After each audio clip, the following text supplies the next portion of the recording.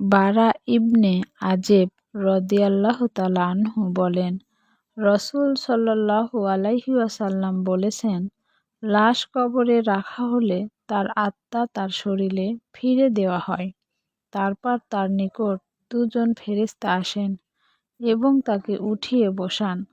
তারপর তারা তাকে জিজ্ঞেস করেন, তোমাদের মধ্যে যিনি প্রেরিত হয়েছিল তিনি কে? সে বলে, তিনি আল্লাহর রাসূল সাল্লাল্লাহু আলাইহি ওয়াসাল্লাম। পুনরায় তারা তাকে জিজ্ঞেস করেন, তুমি তা কি করে জানতে পারলে? সে বলে, আমি আল্লাহর কিতাব পড়েছি, তারপর তার প্রতি ঈমান এনেছি এবং তাকে সত্য বলে বিশ্বাস করেছি। তখন আসমান হতে একজন আহ্বান করে বলেন, আমার বান্দা ঠিক বলেছে, সুতরাং তার জন্য একটি জান্নাতের বিছানা বিছিয়ে দাও এবং তাকে জান্নাতের পোশাক পরিয়ে দাও। এছাড়া তার জন্য জান্নাতের দিকে একটি দরজা খুলে দাও। নবী করিম সাল্লাল্লাহু আলাইহি ওয়াসাল্লাম বলেন, তখন তার নিকট জান্নাতের সুখ শান্তি আসতে থাকে এবং তার জন্য তার কবরকে তার দৃষ্টির সীমা পর্যন্ত প্রশস্ত করে দেওয়া হয়।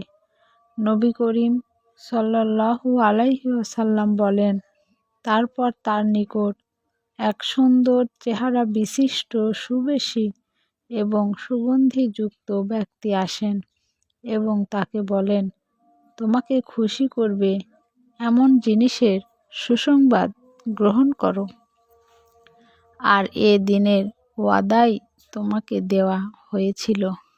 তখন সে মৃত ব্যক্তি তাকে জিজ্ঞেস করবে, তুমি কে? তোমার চেহারা এত সুন্দর যে কল্যাণের বার্তা বহন করে। তখন সে বলে, আমি তোমার সৎ আমল। অত্র হাদিস দ্বারা প্রতীয়মান হয় যে ভালো ব্যক্তির জন্য কবরও জান্নাত, কারণ সে কবর থেকে জান্নাতের সব ধরনের সুখ ভোগ করতে পায়।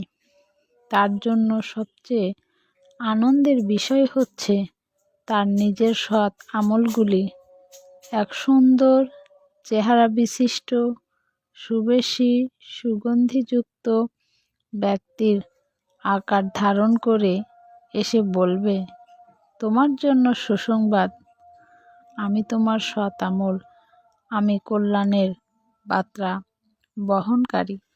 আসুন আমরা সবাই নেক আমল করে নিষ্পাপ হয়ে ঈমানের সাথে যেন মৃত্যু বরণ করতে পারি।